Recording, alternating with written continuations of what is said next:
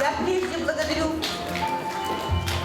наших музыкантов, певцов.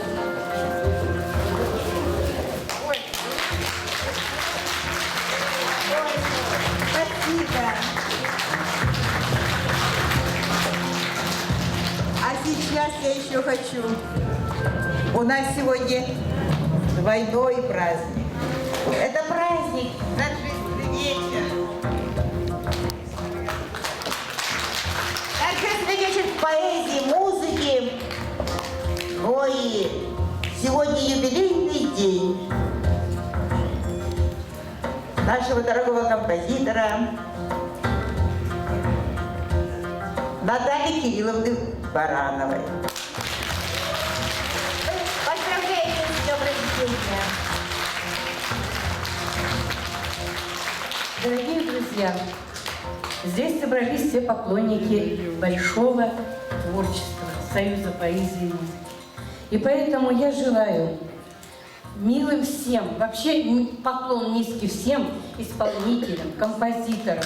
Но я хочу сказать, пусть обретает музыка, сплетенная в словах и поэзии Валентины Кирилловны и Натальи Кирилловны и от других композиторов, и пусть вот эта книга обретает полет.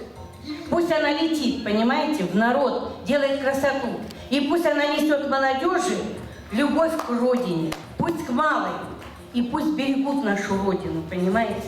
Пусть бережно относятся к нашему Отечеству, Российской Федерации. Я желаю творчества вам, здоровья, полета. А Наталье Кирилловне я желаю то, что вот мы, две ученицы, у нас много здесь, но мы не успели. Тут еще 3 у нас, еще есть. Вот, мы заканчивали в 1972 году, и поэтому она нам дала такую возможность полюбить музыку и поэзию. Благодаря этому мы стали, наверное, немножко, ну, громко, конечно, композиторами, ну, что-то там творили.